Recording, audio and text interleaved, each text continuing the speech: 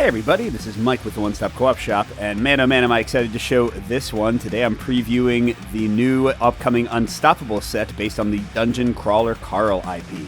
And as always, I take no money from publishers. I'm just doing this preview to help you make an informed decision. And if you like the content on the One Stop Co-op Shop, consider supporting us through Patreon. You get early access to our videos and exclusive videos every month you can't see anywhere else. You can also listen to our weekly podcast for reviews and design discussions, or join the conversation and say hi on our Discord. If you don't know what Unstoppable is, I will be explaining the game kind of from the beginning as I play through here, but it was my number one game of last year, so I'm a huge fan. And it's a 1 to 2 player solo cooperative adventure game that is a mix of deck building. You'll be adding new cards to your deck, but also card construction because it's by John D. Clare, who did Mystic Vale and that kind of stuff. So you'll be slotting upgrades into cards to make them stronger. And if you don't know what Dungeon Crawler Carl is, well, I didn't either, but I've now read through book 3. I just finished that last night. And the core game that I'm playing here goes through book 2, so I'm already ahead of where they're going. And to give like a very non-spoilery, or at least minimally spoilery summary of what Dungeon Crawler Carl is about, basically aliens come to Earth, say they own the Earth, and they turn the Earth into a giant multi-level dungeon, and all the remaining humans on Earth have to fight through the dungeon in sort of D&D fashion with level ups and classes and items, and if they can get to the bottom, they get to win the Earth back. There's a lot more going on than that, but that's a very basic kind of summary of what's going on. So it's like a dungeon crawler mixed with sci-fi, which might explain some of the weird stuff you'll see in some of the prototype components here. And my prototype has 2 different characters you can control. Carl, the main character in the book, obviously, and his ally, Donut. Today I'm going to be playing as Carl, but they do have slightly different stuff going on because they each have 3 starting cards in their deck. And I'll be using prototype components. Also, a very friendly viewer of the channel sent me these 3D printed versions of the money and damage tokens. So those are not identical to what will be in the final game or in this prototype. They're just some nice things that a friendly viewer sent. Now, if you're already familiar with Unstoppable, let me give you the very, very quick whirlwind tour of the main 3 differences in this new game.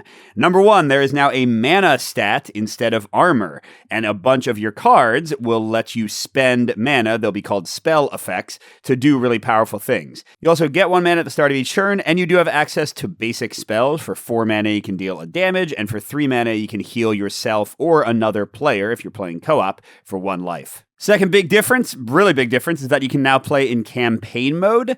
You will unlock different achievements as you play through, and also as you defeat bosses and complete quests in the missions, you'll earn experience, and you can use that experience to permanently add cards to your deck, or to permanently add upgrades to cards, so that your deck will be a little bit stronger when you go into the next level. And you unlock automatic things as you complete some of the floors. And very good sign, I'll just note, that this box they sent me only goes through the 3rd floor, but they have a 4th floor completion award, and they mentioned in the rule book how to use later floors in the game. So it sounds like, hopefully, they're going to actually have expansions for this one, whereas the original Unstoppable, they never expanded, except for like the ones that came with the original Kickstarter crowdfunding campaign. And going along with that campaign thing, the other big difference is that instead of there being different bosses in the set, each of the different scenarios or bosses is a different floor. The floors have different special rules for them. They each have an arcade mode and a campaign mode way to play. The big difference being generally arcade mode forces you to defeat some of these boss characters that can come into play. That's also a new element in this set. And if you don't beat enough bosses, you can't advance.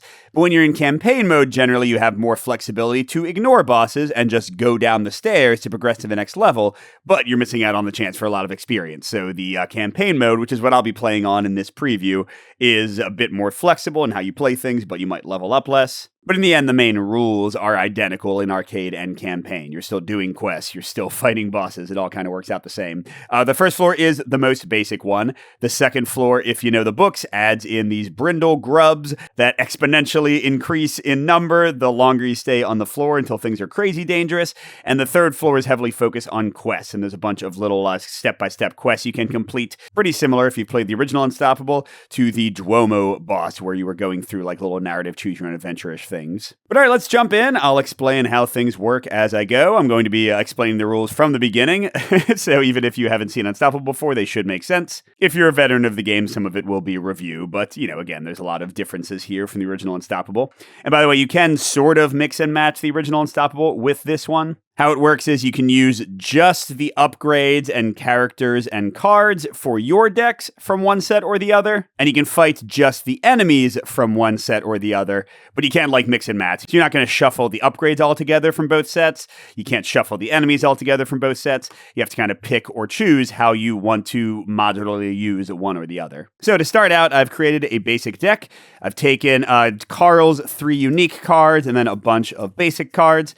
And I'm shuffling them all together with their threat side up, because if you haven't seen Unstoppable before, every card has a threat and a player side. And I'm going to draw the first 3 cards for my starting hand.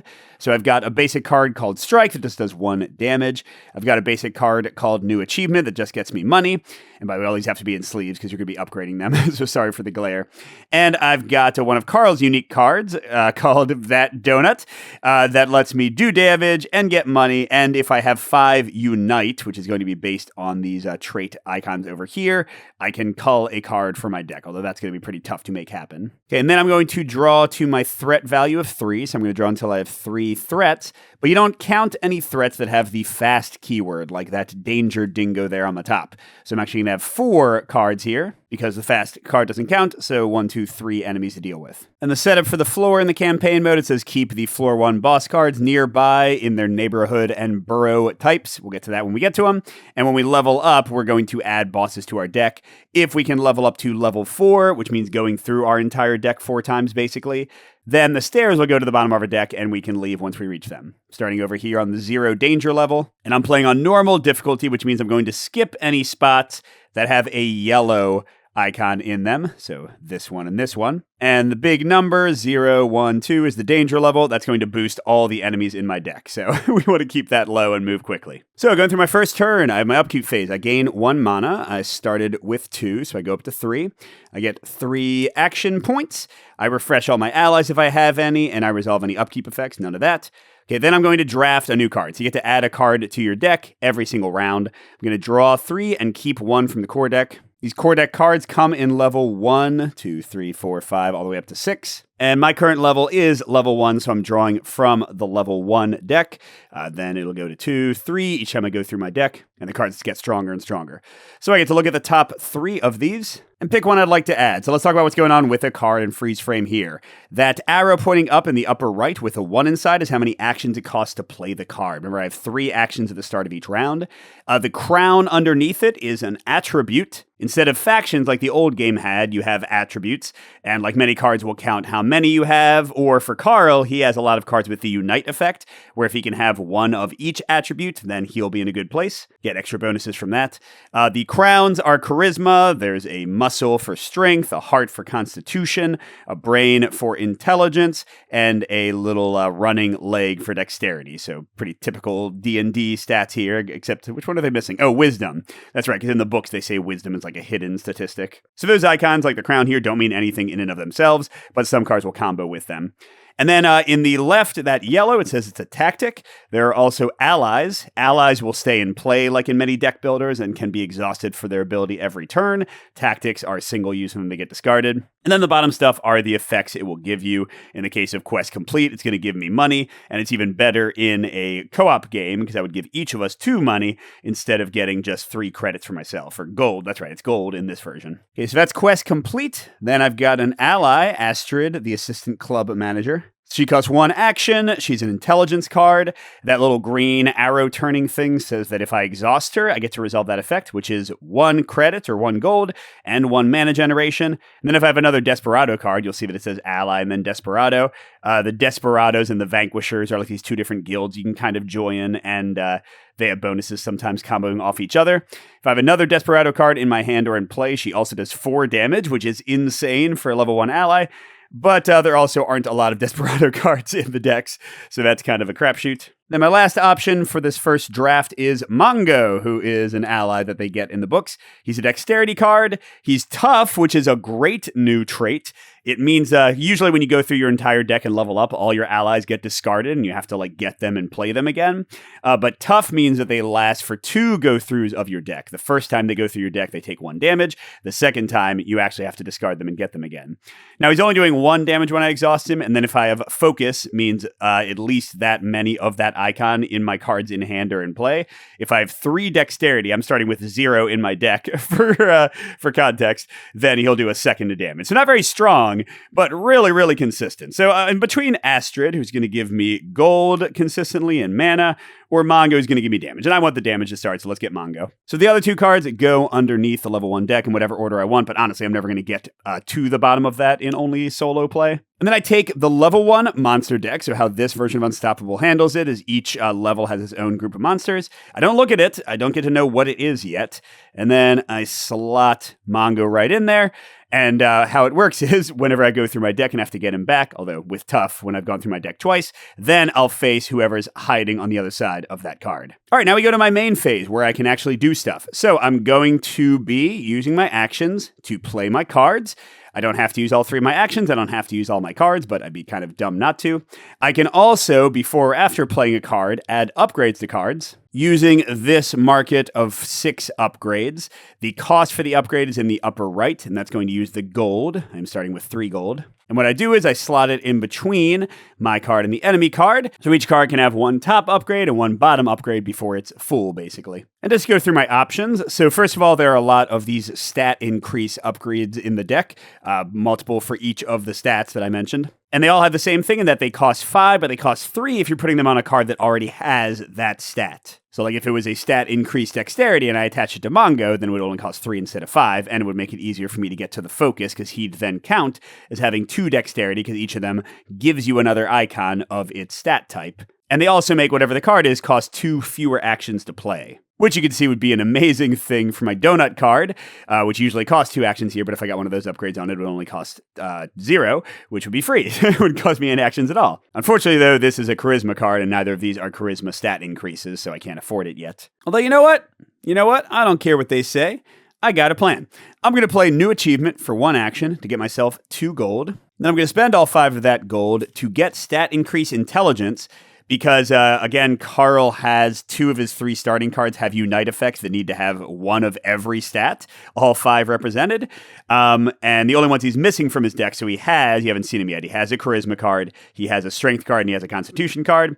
So I just got Mongo, a Dexterity card, and then this, Stat Increase Intelligence, is going to get me Unintelligence on this card. So now it's giving itself 2 out of the 5 it needs for its Unite effect to trigger, and it costs 0 actions. Now I am broke. I have no gold left. We'll try to fix that. But yeah, besides that, I like that move. All right, so that was 1 action. For my second action, let's play Mongo to get him into play, hurting people. Up here's my play area. And let's start defeating some guys. So let's talk about what's going on with the enemies. Let's look at the Danger Dingo. Trying to get a good freeze frame there without too much glare. So at the bottom left says when defeated, you get 1 gold. Some enemies will have little bonuses like that for when you defeat them. Then it's got its main stats on the right there. The number inside of the red are attack stats. So this guy's going to hit me for 1 damage at the end of the round if I haven't defeated him. Then anything in gray is defense. It still adds to their health, but it will not hurt me. And if it has that skull symbol in the middle, that means that instead of having a set value, it is based on the current danger level, that red skull that's moving down the track on the floor, which starts at 0. So right now this guy has 1 attack and 0 defense, but their hit point value is the total of all of that. So attack is always worse because it not only attacks, but it also acts as defense. So basically this guy has 1 attack and 1 life right now. And then like I said, he's got the fast stat, so if I don't defeat him, he's going to keep on hitting me, which is annoying. So then I've got a kobold that will also give me a credit when I defeat him and is also 1 attack and 1 defense. I've got a street urchin that has 2 and sacrifice, and I get a mana when I defeat him. Sacrifice is, I believe, a new power. When you defeat an enemy with sacrifice, it forces you to either discard an ally you have in play, or if it's a tough ally, it just gets a damage, or discard a card that's in your hand. And then I've got a goblin that's doing really basically nothing. All right, so let's go for the dingo first. I'll have Mongo tap to deal 1 damage, which is enough to defeat him. And I get 1 gold, yay. And here's another one of Carl's unique cards, his strength card. Smush costs 0 actions, which is awesome. Does 2 damage, and this is his other Unite effect. It says, Unite if X is 5+, defeat a non-boss threat for free. Fantastic. Now, by the way, for these Unite effects, I am looking at all of the stats that are in play or in my hand. So I've now got a Dexterity in play, and a strength, and a charisma, and an intelligence in my hand. So if I can just find my Constitution card, I think it might be on the Street Urchin, then I'd be able to use all these Unite effects. So, And you get to resolve effects in order, so I think if I defeat the Street Urchin with the 2 damage from Smush, then the Unite will trigger, because you get to resolve, again, any effects on a card in whatever order you want, and I'll get to also defeat a non-boss threat for free. So sure, let's try that. I'll play Smush. So that's doing 2 damage. I'll do it to the Street Urchin. That gets me a mana immediately when I defeat them. And yes, okay, it was my thing, so I have to sacrifice something. I'm going to discard the strike that was in my hand, because those suck. And I've got my last unique Carl card, Protective Shell. 1 action, Constitution, 3 damage, and it lets me do Spell X to Heal X. An amazing healing thing, and really the main thing Carl's going to be using magic for, whereas Donut has a Magic Missile, a really strong magical attack for their starting deck. Now again, I might be a little bit wrong, but I think that I can now trigger the Unite since I have all 5 stats represented, which is pretty amazing. Usually I don't get Carl's stats going so well, so I can defeat a non-boss threat for free, which is not that big a deal at this point because they all have 1 life, but I'll defeat the Kobold and get a gold. And just to re-emphasize, in case I didn't make this clear, every time I defeat somebody, I am flipping the card over and it goes to my hand. That is the primary way you draw cards in this game, by defeating enemies. Well, except for the free card you get to draft at the beginning of each turn based on your level. All right, but here's Rest. I think is the last type of card you haven't seen yet, and this is just another starting card. It lets you get 2 mana. Yay, and it's free action-wise. All right, man, I'm in a bit of a weird place because I have incredibly powerful attacks, enough to defeat the goblin, and you can also interact with what's called your on-deck threat, which is the topmost enemy of your deck. They're not going to hurt you at the end of the turn, but you can speed up your leveling by defeating them quickly. So should I'll be wasting a lot of damage because you can't split damage effects. Like his Protective Shell does 3 damage. I couldn't do like 1, 2, and then 3 for the next guy. But some cards will have individual attacks that let you do more stuff. I also have my access to my basic spells. So since I've got 4 mana, I could pay 4 mana to deal 1 damage and defeat one of these goblins that way as well. Yeah, lots of options, lots of options. For now, I'll play Dang It Donut for 0 actions because this card costs 2 less to play for my upgrade. I get to do 2 damage, so I'll defeat this goblin. The goblins all just have basic strikes on their back. Gets me 2 more gold, heck yeah. And if I have 5+ for Unite, which I do, I can trash a card from my hand, in play area, or discard. Let's trash the 1 strike that's in my discard. Often you're going to be trashing strikes or rests or those basic starting cards, because they are not as good as other things, like Strike only does 1 damage for a whole action. That is not an economical option. Although I will say here it's pretty economical. I'll save my Protective Shell, which is much more powerful, and use the strike I just got to defeat my on-deck goblin and get another strike. Okay, and I'm out of actions. I could play Rest, but I don't really see any need to yet. So we'll stop my main phase and go to the threat phase. Every active threat would deal damage equal to their attack to me, which would take my health down. If I go to 0, I lose. And in co-op, if either of you goes to 0, you lose. And that's it. Then I go to cleanup. So I discard all my played tactics, but Mongo, my ally, stays out. I lose any action points I haven't used yet. I refill the battlefield with active threats. And we did get to 3, even though my deck is empty. If I had had to refill and I didn't have enough, then I would have leveled up immediately. Now I'm not going to level up until I defeat those 3 goblins. So maybe I should have tried to find a way, like use a spell to defeat 1 more goblin, then I would have leveled up and gotten a better card immediately. But oh well, when I defeat these 3 guys, or if I can't refill my threats at the end of the round, those are both the ways to level up, then I'll actually go through it. But let's go to cleanup. So I discard my tactics, I lose action points, I refill, and I advance the danger by 1, which means it goes down 1 spot here, which is changing nothing. If I was playing on hard mode, I would have skipped the red, and gone there to where all the bosses, or all the enemies, already get 1 value for their skulls, which would make things a lot tougher. All right, and that's 1 full round. So I go back to upkeep, gain a mana. I get 3 action points, and I get to refresh Mongo. He's ready to bite somebody else. And then I'm going to draft again and go through it all. So let's see how we do. Let's see what I've got. I've got Get Out There and Kill, Kill, Kill. It's a show card, which does sometimes combo with other things. Strength, 2 damage for an action. Meh. Got Ella McGibbons, a Frost Fairy. She's another intelligence card. Whoa, I can tap her to get 2 damage and then focus of the number of intelligence icons showing in my hand and in play will get me mana as well. Oh, but she costs 2 actions to play. And she is not tough. So she will get discarded each time I go through my deck. Or a Royal Tantrum. That's Donut, by the way, the other character. They are a cat. It's 1 action for 1 damage and 2 money. Ooh, and 1 mana. Definitely torn between Ella and the Royal Tantrum. I almost have enough money to buy another stat increase and put it on Ella so that she would cost 0 actions to use, but I don't have enough. So I guess I'll get Royal Tantrum. Getting more gold is so good. Remember, that goes right to my hand. Now, very important to note, the second that I kill the 3rd goblin, I will level up and I'll be forced to discard down to 3 cards from my hand. So I want to make sure that I'm in a place where that's not going to bother me at all. So that being the case, let's go ahead and use my rest now to gain 2 more mana. I'm up to 7. Remember, I can spend 4 to deal a damage or 3 to heal myself. And then I think I'll use Royal Tantrum to get some more money. Pretty important to get a good gold engine going. That gets me to 8 mana and I get to deal damage, which, I mean, they're all identical, so let's defeat a goblin. I want to save Protective Shell still because it's just really doing overkill damage. Might as well save it till the enemies get tougher. So for my last 2 actions, I could just strike, although I've also got Mongo, but that's okay. It's okay to have Mongo. Let's actually go ahead and do that. So I'll strike and get a goblin. That's a strike. And then I'll strike again and get a goblin. That's a strike. I've defeated all my enemies, so I'm immediately going to level up. So let's run through that. Again, this happens if my deck is empty and there are no active threats, or my deck is empty when I would need to add a new threat. So it's during the main phase, my deck is empty. I would finish resolving whatever card I was just doing, and I would save any effects that were left on the card. That's important. So if I have a card that does like 2 damage 5 times, some crazy later card, and the first instance of 2 damage defeats the last enemy, I would save the other instances until I'd shuffle my deck, because I'm about to have some new enemies sitting here. Okay, so first I advance both my level disc by 1, which means I'm going to now be pulling when I draft at the beginning of each round from the level 2 deck. Heck yeah. Okay, then I discard down to 3 cards in hand. I was careful and only had 3 cards. I also discard all the tactics and allies in play, but not Mongo, because he's tough. He gets a damage token to show next time he won't be so lucky, and he will get discarded, and I'll have to defeat his enemy side to actually get him back. I can then trash 1 card from my deck.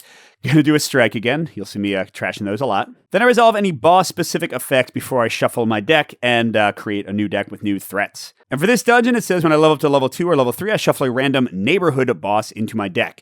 In the Dungeon Crawler Carl universe, there are different levels of bosses. Neighborhood bosses being the nicest ones. Okay, so I'm going to shuffle these. I'll take one. It is the Prime Crystal. I don't think they fought this one in the book. Getting shuffled into my deck. And let me talk about bosses for a moment. So if I defeat them, so he's like this hugely powerful monster. If I defeat them, I flip them over. I get to read a little bit of flavor text. And I get a ability I can use once per game. I can just hold on to it until I'm ready. But I also get experience. Getting experience is going to let you permanently improve your deck. There's also a crud ton of achievements that'll get me 1 or 2 experience. Let's see, which ones might I be? If I can get a ton of action points at a time, I might get that one. If I end the game with 10 mana, I can get 1. If I have 3+ of those show cards, or 1 Vanquisher and 1 Desperado card that I've mentioned. If I can get a card upgraded with Healing Potion and Mana Potion at the same time. And then some of the level 2s, well, no, I'll talk about them as I get them. They're pretty tough to get in your first play, but maybe we'll get a few. But the big thing is that these bosses have the new looming keyword, which means when you draw them from your deck, they just kind of hang out. They're not attacking you. They're just sitting in their own room. You don't have to go and attack them if you don't want to. Well, I should say in arcade mode, you do. In arcade mode, you're required to defeat at least 1 neighborhood boss and at least 1 burrow boss, which I'm going to get when I go to level 4, before you leave to make it a little bit more tense. But in campaign mode, it's really just a question of what I want to do. Do I want to fight the boss or not to get a level up? But anyway, I'm going to shuffle them in with all my other cards, and now I've got a new deck of friends to play with a goblin on top. And when I go through my deck again, I'll level up again and get another neighborhood boss. When I go through a 3rd time, I'll level up again and get a burrow boss, and the stairs will be on the bottom of the deck, and I can run away. Okay, so I do have a goblin on top. I'm out of actions, but Mongo's still around because he's tough, so blip. Let's deal a damage to this goblin and defeat him immediately while he's on deck. Okay, and that's the end of the round. So we're going into cleanup because nobody hit me. So I am getting Kobold. Okay, so the boss comes out, but he's looming, so he does not count as one of my 3 threats. Oh, I've got a trap. We didn't see this the first time. I think I started with this card. So it's only got defense. Right now it's got 1, although danger is about to go up. But it's got the new retaliate keyword. Whenever you deal any amount of damage, each instance of damage dealt, you take 1 damage to yourself. And he's got taunt, a super annoying ability, which means that I have to attack him, deal damage to him before I can hurt anybody else. Yeah, pretty annoying card. And I got another goblin. And there's a bad llama on top. That must be from one of the cards I added, because that's a first floor card, not a starting card. And yeah, he's got 3 life and retaliate. So if I can kill him in one go, like with protective shells, 3 damage, he'll only do 1 damage to me. But if I plink him multiple times, he will make me suffer for it. All right, now we're going to advance danger by 1 and take round 3.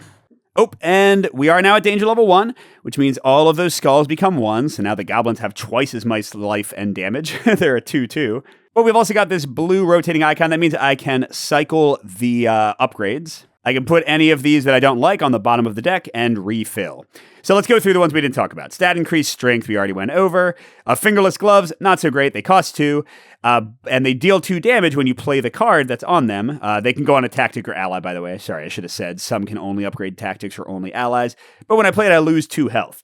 Not a huge deal, because Carl has his protective shell to heal himself quite readily. And the other nice thing I didn't mention when I did the upgrade before is that this one has nothing at the bottom. Most upgrades make the enemies stronger. So this stat increase strength is going to make the card that I put it on have +1 life. Here, I'll just show you. Remember these chili goats that were on the back of this card that I upgraded? They now have +1 damage. So they're a 3 attack, 4 life with their skull taunter, because I made them better with the upgrade. So fingerless gloves is a little bit annoying in that it hurts you, but Carl can heal quite easily, and it doesn't have any negatives, which is actually pretty awesome now that I look at it. Blitz stick makes whoever it's on fast. Now, the great thing is keywords are not repeatable, so if I defeat my one fast enemy again and put a blitz stick on them, it does literally nothing to boost them, but it gets me an extra action when I play the card.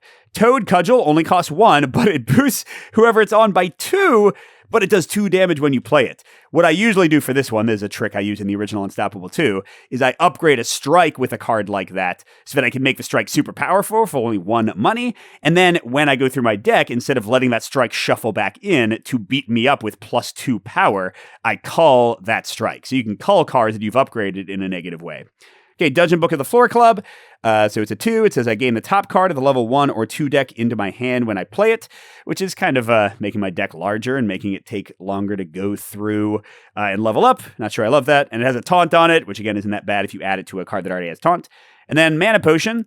It gives me a brain, which is pretty nice. It gives me 5 mana, which is great if I have some powerful spells, but it boosts whoever has it by 1. All right, so Fingerless Gloves I've kind of been won over by. Blitzstick, though, I haven't even drawn my fast guy yet, so I don't want that. Toad Cudgel, I'm fine with. But these, well, I don't really want a Mana Potion. I'm Carl. I'm not Donut. I got lots of Mana Potions as Donut because their spells are so good. Oh, never mind. Mana Potion anyway. And Enchanted Toe Ring of the Splatter Skunk. And, stack increased Dexterity.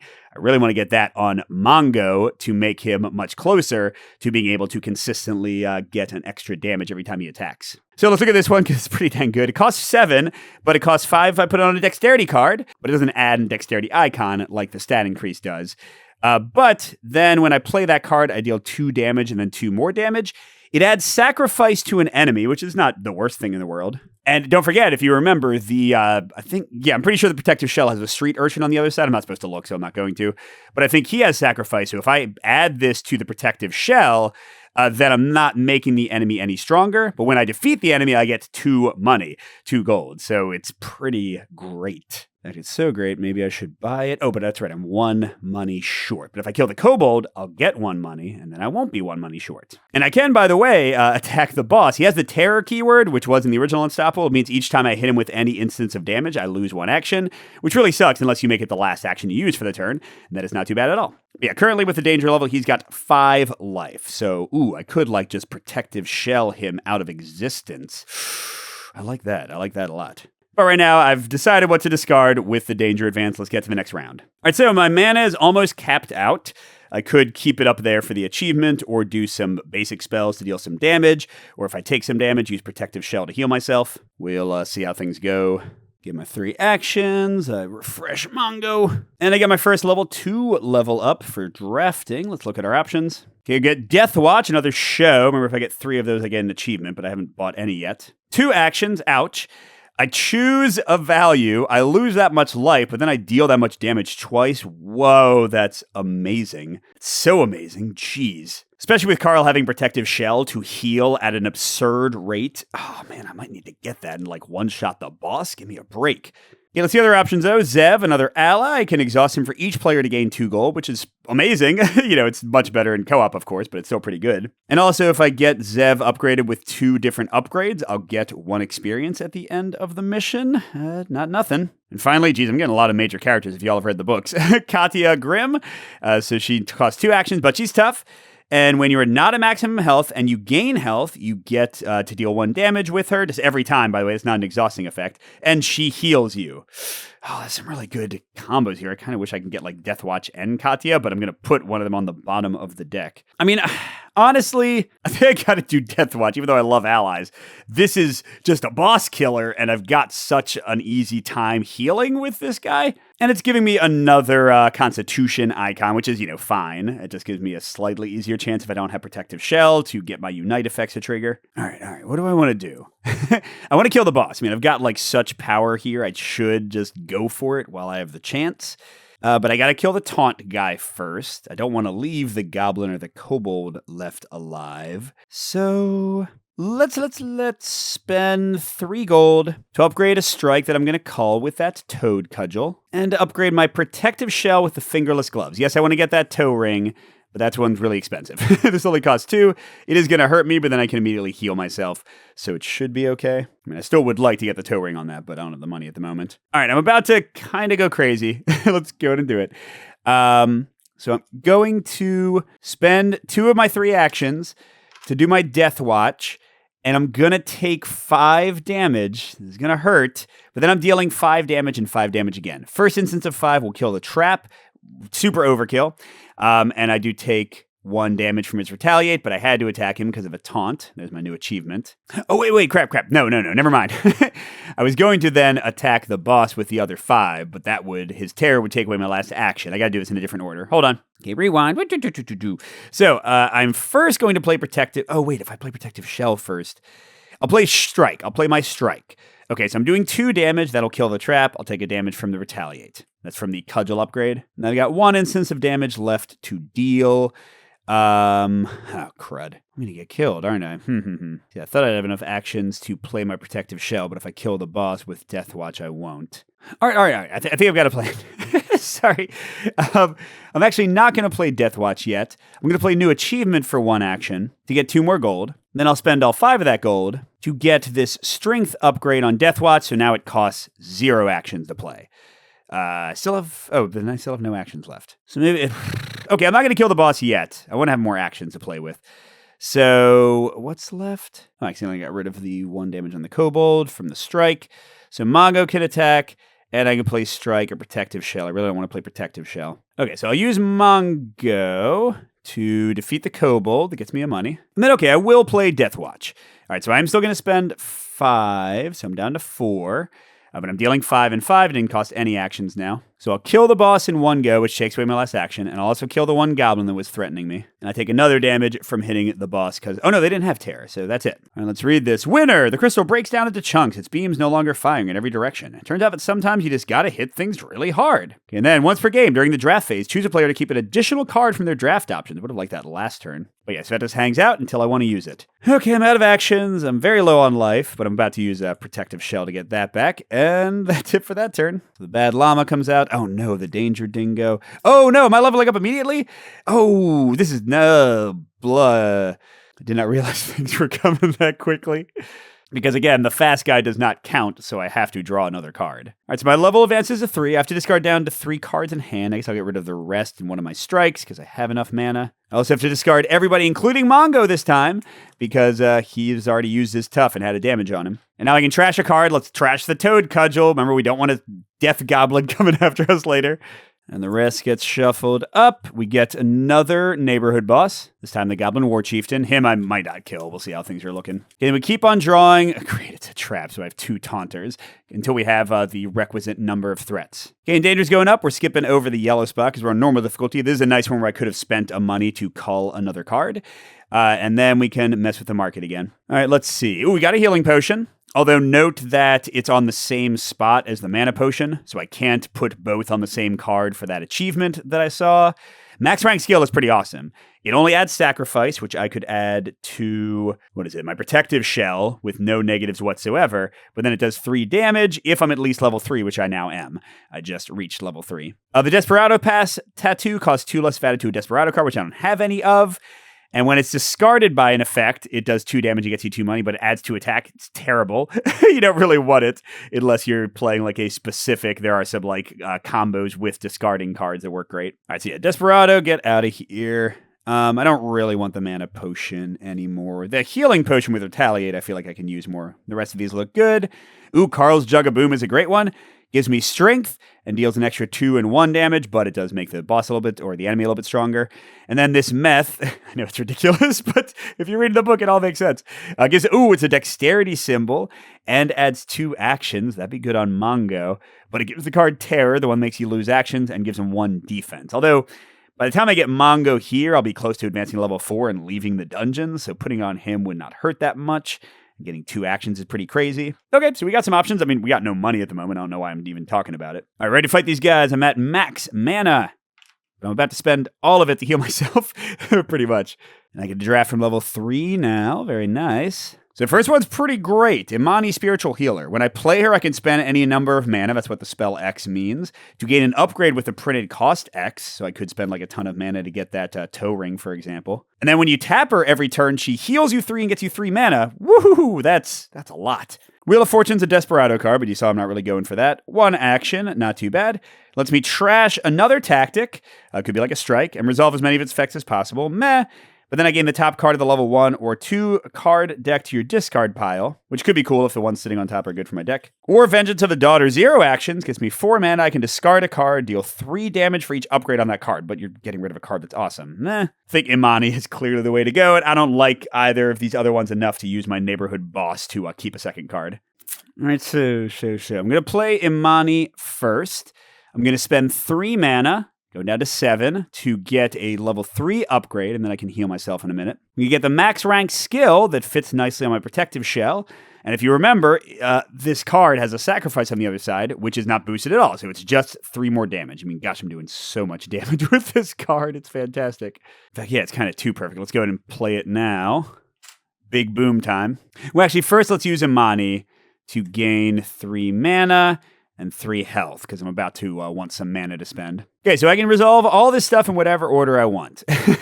So I've got a 2-life Taunter with Retaliate here, because danger is still 2, so I'll use this effect. So I'm losing 2.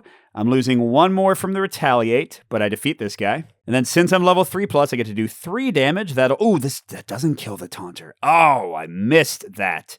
And I can't cast spells and do stuff in between, so I'm going to waste my last 3 attack. Darn it. Forgot I boosted this guy up. All right, so both these 3s are going to kill him. That sucks, because he has +1 there. I was going to use a 3 to blow up the bad llama. And then I can spend as much mana as I want to heal as much as I want. Sure. Well, I guess she's going to heal me 3 more. So let's spend 4 to go to 8. And that's it for Protective Shell. But yeah, I'm dumb for messing up the llama there. All right, still got 1 action left. And I've got more enemies than I thought I would. Mike. Being dumb. I mean, I can play Dang It Donut for free. I would kill the Dingo, who's still only a 2. I would not get the Unite effect because I'm missing. I've got Brain. I don't have any Strength, and I don't have any Dexterity yet, so we're pretty far from that. But okay. Let's play this for free. Do 2 damage to defeat the Dingo and get 2 money. I don't get the Unite effect. That just makes it cost 0 actions. Ooh, I got Smush. That's a Strength, which means I'm still missing Dexterity. Gosh darn it. Because I'd love to be able to defeat somebody for free. And it doesn't do enough damage to defeat the llama. I'm just going to get hit for 3 damage here. I don't want that. And I don't have enough money to get... I could get Karl's Jug of Boom that would let the Smush do enough damage to kill the bad llama. I can't right now. So I'm actually going to play a new achievement and get 2 money, I guess. That gets me to 5. But for the first time... I get hit for 3 damage because he's not boosted at all. Ouch. And then all my tactics get discarded. Imani's coming back. She can heal me in a second. And I get a Goblin. Oh, I got another fast guy that I boosted? What card is this? And, new boss. Oh, no, that's not a new boss. That's just first floor guy that I got. Oh, but he gets me 2 money if I defeat him. He's not too bad at all. I like him a lot. And I guess my neighborhood boss is under that kobold because I still haven't seen them. All right, and all the danger, all the skull values are 2 now. It's getting bad. But on the positive side, I'm up to 7 mana and about to be 10 when I use Imani again. That's good. And I've got my Smush ready to hit pretty hard. Let's see what I can draft from level 3s. So I've got Warning, 2 actions, but it does 3 damage, it gets me 2 mana, and then if I have 5+ mana, it gets me 2 actions, which means, oh, it's free. That's nice. Got Clockwork Triplicate. Ooh, if I have an ally in play, do 3 damage, and then if I have a spell, do 3 more damage, or sorry, if I spend 3 mana, do 3 more damage. And with Imani getting me 3 mana, every time she activates, that seems like it might be a winner. Or I can do Pugilism. It's a 2. I can discard a card from hand to play this instead of paying its action cost, which I have some strikes, so that would be fine. 2, 2, and 2. So Clockwork Triplicate is clearly the best, but these other ones are close, and they can be free action-wise, and this one's a 1. They're Brains, which I already have a decent amount of, or Constitution, which I already have a decent amount of. I wish they were Dexterity. I guess I'll get Clockwork Triplicate. All right. Okay, and this is good because I can kill the Retaliate guy in 1 hit with that. Now, I'm super far from Smush still. I have Brains and Strength and nothing else. I do have a lot of money. Got a Dexterity upgrade I could add, but it's not really good for anything yet. Okay, so let's spend 1 action to cast or use Clockwork Triplicate. So I have an ally. It's going to be 3 damage. I'll also spend 3 mana for another 3. So first 3 will kill the bad llama, and I take a damage from his Retaliate, but I get a money. Oh, that's my Daily Tantrum card, or Royal Tantrum. And then I've got 3 more, which wouldn't quite kill the Scatterer, since they're boosted. It would straight up kill the Goblin Murder Dozer, which would get me money. Let's do that. Because again, Skull is 2 now. Oh, and that's Mongo. Nice. By the way, now the only stat I'm missing to use Smush's Defeat a Threat for free is what? Constitution. But nothing. Oh, no, actually, the Healing Potion adds Constitution. I think I'm doing that. And I think this guy had the Retaliate. So yeah, let's spend 3 to get a Healing Potion to put on Royal Tantrum, which gives me Constitution. So now my Unite on Smush will work, and I'll be able to defeat a non-boss threat for free. Like that boosted Scatterer, that's pretty great. So let's go and do that. So I get to do 2 damage. That'll be to the Goblin. Bloop. And I get to defeat a non-boss threat for free, which will be this guy, which gets me 2 mana. I'm up to 6. So there you go to show it. Oh, it's Deathwatch. Deathwatch! Okay. Geez, I have a lot of good cards in my hand. And I'm definitely going to level up at the end of this turn. Shoot, what do? I can keep Deathwatch. I can play Mongo because he'll stick around, or wait, and then he'll stick around even longer. Although, I'm probably going to try to, defeat the Burrow boss and then get out of here, maybe. I don't want to lose Royal Tantrum. That one's great. Especially with Deathwatch, because I can heal myself a lot, because Imani's healing isn't going to be enough. I mean, the strikes clearly are the cards I don't care about, which kind of means I want to use them, right? Now, before I do anything, let's use Imani to gain 3 mana and 3 healing, because she's about to go away. And then, I guess I'll play a strike to defeat the Goblin. That part's easy. Just gets me another strike. Yay. I've got 1 action left. So I'm about to level up, because the Kobold's going to come out and then the boss is underneath him. And I don't really want to play Royal Tantrum until I use Deathwatch for free to do a ton of damage, like maybe one-shot the other neighborhood boss. So I want to keep those. Mongo, again, isn't that big a deal if I play him now, because he's tough and he'll just kind of stick around. Yeah, so maybe I'd play Mongo. Or I could just wait a second and play a strike to start hurting the Kobold, because I'm going to be discarding those from my hand anyway. And then Mongo will last a little bit longer. Yeah, so let's play a strike for my last action. Actually, is there anything cheap and stupid I can get rid of? Or put on it before I trash it? I don't really want to do the math. Charisma increases nice. Oh, this is awesome. Zestera. You can put it on an ally, and when you exhaust them, you deal an extra damage. So, I'll try to put that on Mongo since he's going to last forever. And the +1 defense won't really matter. Okay, so yeah, the 1 strike is fine. So I put a damage on the Kobold on deck, and when he comes out, he'll still be hurt. All right, with that, nobody hurts us. And yep, the Goblin War Chief is looming, so we need 2 more threats, which means we level up. So we're up to level 4 now, and we're losing so much stuff. Imani's gone. All of these are gone. And I have to discard down to 3 cards. I wonder what I'll discard. Oh, I can't forget that I still have this neighborhood boss power. Okay, I'll trash a strike for sure. Okay, I'm adding a random Burrow boss in now. And after I finish shuffling, I'm putting the stairs at the bottom of my deck. Oh, wait, no, the bottom of my deck. There we go. It'll not force me to go up to the next level when I get to it, but I don't want to stay and die if I can help it, but I could like grind a little bit longer if I want. All right, get out of here, Lumen guys. So we got to go to 3. Oh, nope, we got to go to 4. We got a Bugaboo, and this sucks. When a taunter is on deck, you still have to resolve their taunt. So like fast and taunt still resolve when they are here. That's annoying. We have Death Watch. I was going to try to murder the boss with this, although I am really hurt. We'll see what happens. All right, and we're advancing. I could pay 1 to call a card. I don't think I'm going to, because I'm going to try to get through here and kill some bosses and then leave. So I don't really want to go through my deck again.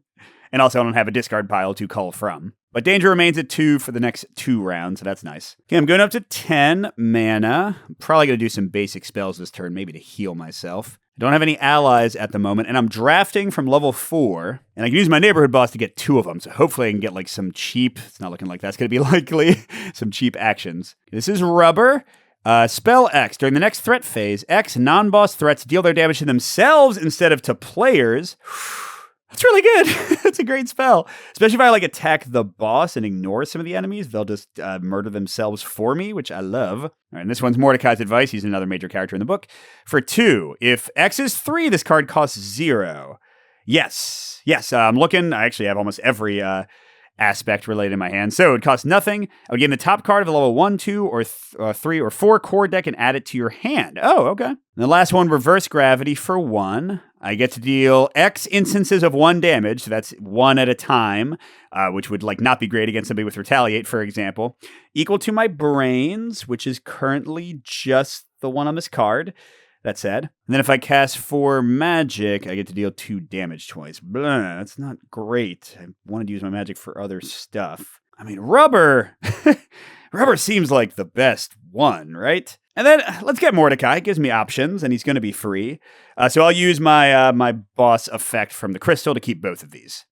But get out of here, Reverse Gravity. All right, so I could get any of these. Torch doesn't cost anything. I get to ignore keywords on threats, which is pretty dang good, although actually there aren't very nasty ones, even on the neighborhood boss. I gain an action by using some mana. Guest starring would give me money and mana. That's pretty cool. Odette's a big one. I could exhaust her. She costs 2 actions, though. But she would cost only 3. It would cost only 3 to put the charisma thing on her. The next card I play this turn costs 0. And if it's a show, I refresh her. And that gets me 2 shows. How many do I need for the achievement? I need 1 more show card. I bet I can make that happen. The guest starring is there. But I'm not going to get to play Mordecai again to grab it. But if there's another show card in the 4s, I might. Yeah, so that seems like probably the way to go. So Unite is 100% 3+. I'm going to play Mordecai. It costs 0 actions. I'll get Odette to my hand. I'm going to upgrade her with my stat increased charisma and all my remaining money because of the discount since she's already a charisma card. And now I get her for no actions, which will let me make Rubber cost 0 actions if I want. That's pretty amazing. Oh man, her thing says it costs 0 actions the next card you play, and if it's a show, I get to refresh her and use it again. So if I had not made Deathwatch cost 0 actions, I could have used that to recur some stuff. Enchanted War Gauntlet of the Exalted Grawl. When played, 6 damage. It's a boss killer. But I don't have any money, let alone the 6 I would need. All right, so I want to smash the goat, who has 5 life, and the war chief, who has 8 life. So I could do 5 with Deathwatch, or even 6. And then I can use Rubber to have 2 of these guys not hurt me. So if I can just kill 2 of them plus the goat, I'll be in a good spot, I guess. And I can use Royal Tantrum after I play Deathwatch to heal most of the damage I deal to myself. Okay. Yes, maybe I do the full 6 damage I can do before dying to myself, which will almost take out the War Chieftain. Or I could make it even better if I, yeah, okay. Well, we won't kill the guy quite yet. Okay, so I'll go ahead and use Deathwatch. I'm going to lose 6 life. I'm down to 1. And that's free, by the way, because of its upgrade. So 6 damage to the Chili Goat, more than enough to kill them. That gets me the Donut card, okay. And there's the Ball of Swine boss. He's not looming yet. Once he is, the burrow bosses actually have negative things. I take 1 damage during each threat phase for him just kind of sitting around. But remember, in campaign mode, I don't have to kill him. He's got 13 life. If I do, though, I get a cool bonus and I get a lot of experience. So I want to try to before I leave the level. Okay, and then 6 damage to the boss, which does make him no longer looming. Once he sees I'm trying to kill him, he he comes out of his base to say hi. So he's got 2 life left. I don't have to sacrifice left. That's That's where I discard a card in my hand or an ally. But when I defeat him, I'll have to. I know I do have to kill him before I use my rubber, because my rubber can protect me from everybody else, but it's not going to protect me from the boss. So let's get Mongo out for one of my 3 actions. I haven't actually used any yet. And then he doesn't have any boost. I don't have enough money to put the Zestera on him. Gosh darn it. Can I get the money? Oh, I guess Donut and Tantrum will get me the money. Okay, so we have Mongo out. We won't do anything with him yet. Then I'll play this card. Costs me 0 actions. Oh, it gets me 2 damage, which will kill the War Chieftain. I don't have anything to discard yet. I want to, defeat somebody else. Or I could just discard Odette. Oh, no, I could put a damage on Mongo. That's fine. Yeah, we'll do that. Okay, so I will go ahead and play Donut. Is Unite 5? Oh, I don't have any cards to trash. Yeah, never mind. Everything that's out, I want to keep. So I do 2 damage to kill the War Chieftain, which makes me sacrifice, and I will put a damage on Mongo. And I also get 2 money. I'm not going to trash a card. Winner, I'm actually not going to read the rest of the flavor text because it's kind of a spoiler for something that happens in the first book. Once per game, gain any upgrade without paying its cost. Ooh, toe rig or war gauntlet. I'm going to use you to punch the burrow boss. That's fantastic. And it's worth 1 experience. I can't forget that. And it's not like using the card gets rid of the experience, so I still have the 1 from the crystal as well. But I'm gonna punch the goose hard. All right, so I want to get some more money to use Mongo in a more powerful way. So let's do a Royal Tantrum. I'm about to rubber these guys. So the guys who have just attack will defeat themselves. It's the Dingo and the Bugaboo who will not. So let's put the 1 damage from the Royal Tantrum on the Dingo. I get a mana. You know what? Let's go ahead and say I spent 4 mana to do a basic spell. Also going on the Dingo so that he'll defeat himself with the rubber. That was a basic spell, 4 mana for 1 damage. Okay, then I get 1 mana from this. I get 2 more money, which gets us there. And, I get to one. I forgot about that. That's super important. I get to heal myself a lot. Oh, I still have 1 action. Shoot. That's the problem with waiting for rubber to kill everybody for me, isn't it? All right, well, that's okay. All right, so I'm going to spend 3 gold to buy the Zestera and put it on Mongo. And then he will attack for 2 now. And I'll put both of it on the Bugaboo to get rid of his armor. And then, man, this is going to be pretty. I'm going to use Odette to play rubber for free. And I will spend 4 magic. So all of these guys are going to attack themselves instead of me. And that will end my turn. And yeah, so the Kobold attacks me for 3 damage. He's dead. I get a money. The Goblin attacks me for 3 damage, defeats himself. The Dingo gets me money as well and defeats himself. And so does the Bugaboo. So, thank you very much. Y'all should not have attacked me while I was rubberized. Oh, this goes away. I'll get back to 3 in a second. But I am getting the Ball of Swine guy, so I'm going to take 1 damage during the threat phase, which I guess is now, because he's coming out in the threat phase. And I've got a Street Urchin and a Brood Guardian with Taunt. I don't love that. And, a stupid trap on top taunting me as well. And I think the stairs underneath them, so crud. But I got Clockwork Triplet, I got a boosted Mongo, I got Odette to help me play things for free, I've got a Rest, I've got a Strike, I've got a Smush. I'm in a pretty good place, I think, to maybe defeat the boss and then go down the stairs, because I don't want to stay too long. All right, and we do get to refresh the offer. So I'm going to get one of these 2 for free. I don't think I can afford both. So I'm definitely going to want the Enchanted War Gauntlet. That's the way to go. Yeah, let's get rid of that. Carl's Jug of Boom is great. I don't think I need the meth. We'll leave the rest, I guess. Well, no, I'm not going to do Constitution either. I really want, cheap, Toad Cudgel, that kind of thing. And Fan Favorite's amazing. I wish I'd gotten this earlier. It costs 3, but it gets you 2 money every time you play it for no negative. Love that card, but didn't draw it. All right, it's going to be the last turn of the game, because we'll get to the stairs very quickly. I gain a mana. I go to 3 action points. I refresh my allies so I can play some cards for free again. And now I'm drafting. I'm going to try to get a show card if there is one just for the XP. Oh, yep, there is. Okay, well, hold on. Let's show you the other options. Okay, so Dungeon Crawl Tactics costs 1 action. It's an intelligence. And for every intelligence, and I do have, at least 1, use the effects of a tactic card on top of a core deck, level 1 through X. Oh, okay, so just with the 2 intelligence, I could use a level 2 card and then put it on the bottom of that deck. I mean, it gives me flexibility, but that's kind of meh. Here's what I'm going to get, just because it's a show card, so I'll get the XP. Dungeon Sidekicks. So and Odette will let me play it for free. Does 4 damage. While this card is in play, each time a player defeats a threat, they gain a money. Woo! Woohoo! Oh man, I got rid of that 7 cost thing, didn't I? I should have kept it around. And finally, this one is really good. Crossbow Barrage. It's 1 action. It is a dexterity card, so it could help boost Mongo. and it does 4 instances of 1 damage, and if I have 7 mana, I can return it to my hand, which, combined with a mana potion or something would be pretty great. But yeah, no question, we're getting Dungeon Sidekicks. And this is the last turn that X is 2, so let's go out with a Blaze of Glory, everybody. All right. Ooh, do I have all of the things? I got Strength, I got Intelligence, Odette has Charisma, Mongo has Dexterity. Do I not have Stamina? Did I get rid of... Oh, I did. I got rid of the stat increase stamina. One of these has stamina, right? I think. Wait, Rubber's there. Royal Tantrum had stamina. Death Watch. But yeah, I haven't gotten my starter card with stamina. So it's got to be on the Street Urchin. That's the only starting card. Oh, or the Trap. No, I think the Trap was the one that gets you money. So I'm pretty sure that's my stamina card. So I want to play Smush after that. And first thing I want to play is Dungeon Sidekick so I can get just money after money after money forever and kill everybody. All right, so I'll play that with Odette because it's a show card. She unexhausts, so it's a free action. And I'm going to get to play something else for free too. And it does 4 damage. So I can hit the Brood Guardian, who's a taunter, or the Trap. Let's just kill the Brood Guardian straight up. And when I defeat him, I get to deal 2 damage to somebody else. Oh, that's Imani. Okay. So the 2 damage has to go on the Trap, which is going to hurt me once because of Retaliate, and it's still got 1 life left. That's annoying. All right, so I could play Imani, although I don't really think I need to yet. And I still need to kill the Street Urchin to get my stamina. Okay, I think I have the ability to play a lot of actions this turn, so let's do a basic strike. But let's get Toad Cudgel on it for 1 money. Oh, and I defeated an enemy, didn't I? So actually that 1 money came from Dungeon Sidekicks. All right, so I boosted the strike, and I'll call it later. So I spent an action. I'm doing 2 and then 1. So the 1 will kill the Trap, brings me down 1. Okay, and the stairs immediately come out, so I can basically leave as long as, if there are no active boss threats. So if I attack the Ball of Swine, I will not be able to leave until I've killed him. And I get a money for defeating the enemy from my Dungeon Sidekick. Okay, and then I still have the 2 damage from my Cudgel, so let's kill the Street Urchin. Gets me a mana, and Sacrifice. I'll get rid of my new achievement. I'm not going to play that for money.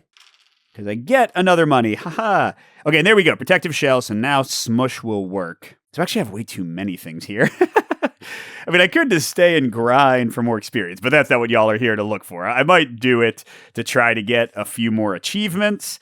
Because, where was one? If I end the floor with at least $15, I can get 2 experience. If I, where is it? There was one where, you survive on danger level 4. Where is that? Oh, there we go. Warning. Oh, that's only 1 experience. Okay, I can do that later. But anyway, yeah, I'm just going to murder the boss and call it a day.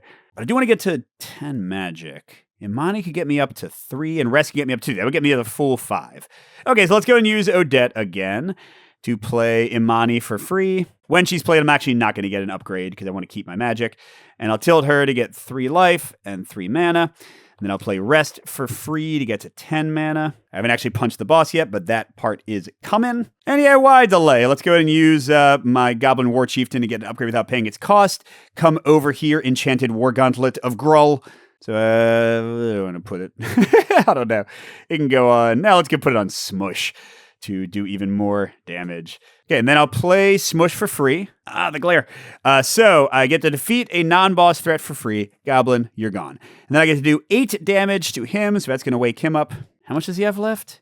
5. Oh, Protective Shell. Just wrap him up immediately. So sure, let's go to do that. So Protective Shell. So what am I doing? I'm losing 2 life to do 2 damage to him, and then I do 3 more because I'm at least level 3, and then I would have a hanging 3 damage to do to whoever comes out next. I'm not going to use a spell to heal because I want to have max mana. So here's my hanging 3. All right, but I do immediately level up, which means Odette goes away. Oh, Mongo, I never even used him. Oh, well, Mongo goes away, and Imani goes away. All my allies go away.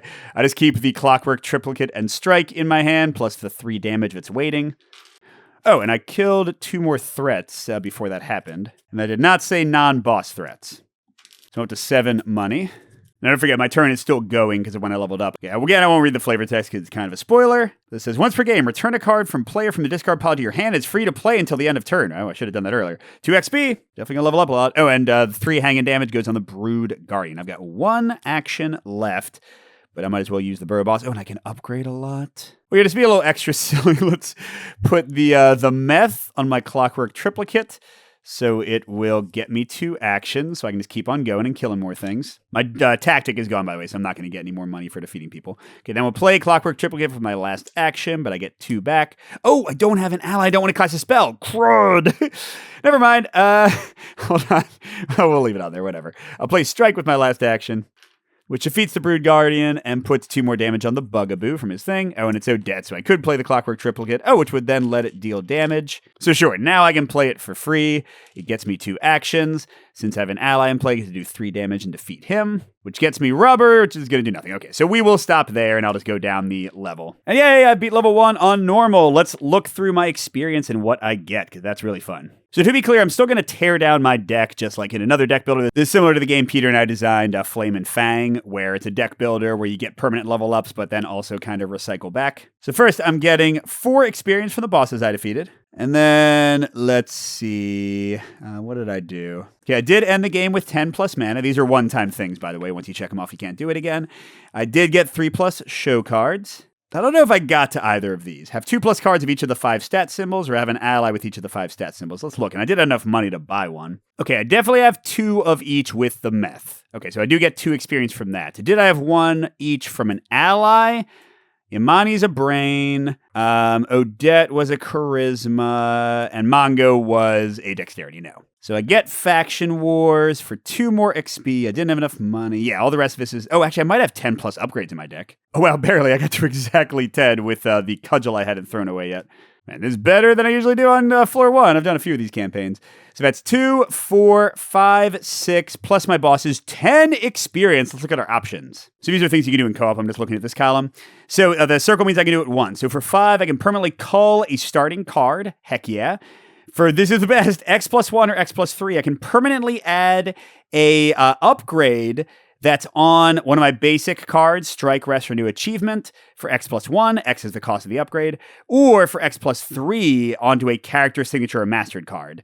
Actually, this one's messed up. I forgot that I didn't print out the new version. It says character or mastered cards. Mastered cards are these. For 4, I can permanently keep a level 1 in my deck. And for 8, I can permanently keep a level 2 in my deck. And for 5, I can make one of the cards in my deck always start in my hand, which is pretty cool. But yeah, maybe, let's see if I have anything really good on one of my starting character cards. How much is it?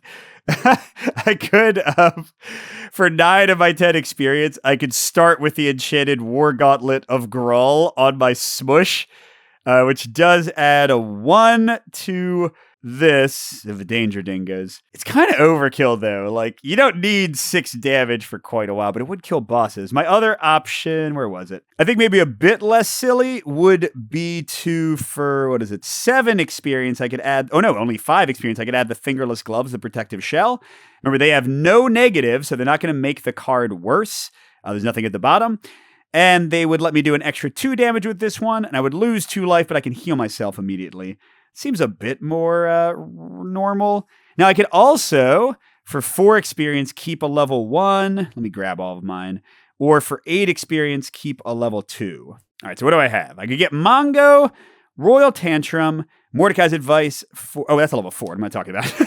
Or for 8, I could get Death Watch. Oh, Death Watch was so good, but it was good because I had ways to get magic and heal myself. So for 4 experience, I could permanently get Mongo or Royal Tantrum, although my deck would be larger, so I would go through it less quickly unless I spend 5 experience to call a starting card. Mongo's good. I mean, he's especially good because he's got the dexterity that makes my Unite a little bit easier to fire off. So maybe, oh man, but how much was, no, it's only 5 to get the thing on Protective Shell. And I don't have to spend all my experience.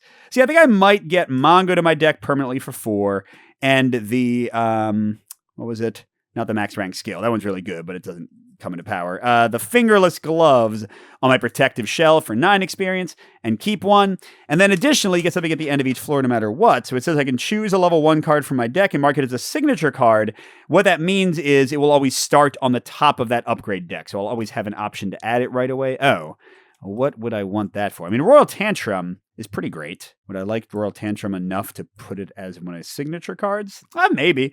I don't know. Anyway, I'm not going to continue this campaign right now. I'm just showing you how things work. Now, again, if I had been playing on arcade mode, I would have had to defeat a neighborhood boss and a burrow boss per player. Would have each had 1 and 2 player before we went down the stairs.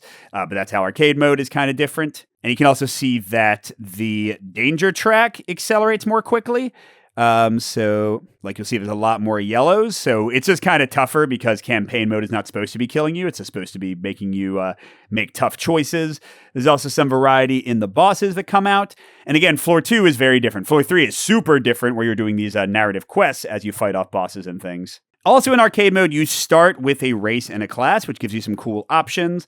Like here, I'll show you for Kat, which is Donut's main starting race. She only starts with 4 health instead of 10. That's not her max. She can still go to 10, but she only starts with 4. She starts with 5 magic instead of 2. She starts with 5 gold instead of 2. And she gets a special power. You saw that cool Royal Tantrum card. She would switch out her new achievement card, which is not that great, and make it a Royal Tantrum instead. Or if I was a human, Carl's race in the book, at least for some amount of time, then I would get to cull a strike from my deck right at the beginning. Pretty awesome. Then the classes give you ongoing bonuses, like the Mage gets you more mana during upkeep. The Necrobard lets you reuse allies. Pretty cool. So in arcade mode, you start with these. When you're playing a campaign, it follows the book where you don't get your class and race until level 3. And like I said, it seems like they're going to do more. So anyway, I've been playing for a while. Let me tell you what I think about this one. I've played the heck out of this. I've played multiple full campaigns. I've played co-op because if you didn't know, Unstoppable is one of my favorite games of all time. And yeah, this is my main takeaway for this. There's a big one. When I first heard that Dungeon Crawler Carl was going to be the new IP for Unstoppable and they weren't expanding Unstoppable more, they were like going adjacent to something you could kind of mix and match, but sort of a new set, I was annoyed because I didn't want to have a new, I liked my I kind of like the Unstoppable setting. I didn't really pay that much attention to it, honestly, but I was like, why have a new setting that doesn't quite gel? Why can't you just shuffle the cards together? Because what I wanted in Unstoppable, as y'all know, was some more bosses and some more characters and some more cards to shuffle in. I didn't need anything else. So now that I've actually played Dungeon Crawler Carl, I'm going to reverse myself entirely. Now, I will say, I've read the books and I've adored them. And not everyone's going to like them. They are a little gory sometimes. They have some bad language in them. It's very much a power fantasy at times. It could be a little childish, but I find it hilarious. It reminds me of Hitchhiker's Guide to the Galaxy. It reminds me of Solo Leveling. It's got elements of the Hunger Games. There's just a lot of cool stuff. So I'm adoring the book series, and I recognize all these characters you're seeing are from the books. Now, I didn't know anything about the theme in Unstoppable. I didn't read all the stories there, and I didn't care that I didn't know what the cards were. So I think if you never read the books, you can still have fun with this. But if you are reading the books, there's a lot to appreciate here, lots of Easter eggs to find, which is great. Now, on the flip side of that, it does make the game a bit less kid-friendly. I didn't read all the flavor text and I didn't comment on all of the art, but you might have seen some things that are not very, family-friendly because the book is not very family-friendly at times. So that is a little caution here. But yes, I'm very much invested in the IP now, so that part is great. But even taking that away, I think the new use of mana for armor is way more interesting. Armor was always kind of boring in Unstoppable. Yes, it would help you survive sometimes, and yes, some cards would use it as a resource to pay for stuff.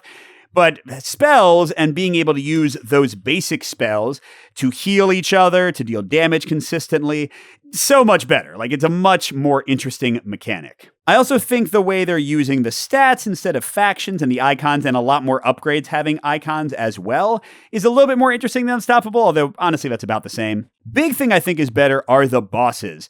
Because in Unstoppable, there weren't really bosses. That's the interesting thing. It's in a way more of a boss fighting game because in this one you just have floors that you're going through and there might be bosses that show up, but Unstoppable was supposed to be about fighting bosses the entire time. But as I talked about in my Patreon bonus for my boss ranking video, the bosses in Unstoppable aren't really bosses. They're just things that exist that you send damage at as you kill their minions. The minions are the only thing you actually fight. The bosses are just a omnipresent threat of nothingness. So this is way cooler where you have these varied bosses and they, for the most part, just sit there being you want to kill me? You want to kill me? Is now the turn you kill me? Because once you hit them, they're pissed and they come after you. And suddenly you've got this huge thing to deal with in addition to your other threats. So I think mechanically and thematically, the actual bosses in this one, so much more interesting and dangerous and tense than the bosses, quote unquote, in the original Unstoppable. I also think the campaign mode is really cool. Now, to be clear, I've played, again, multiple full campaigns. What you just saw is kind of the most you're going to level up.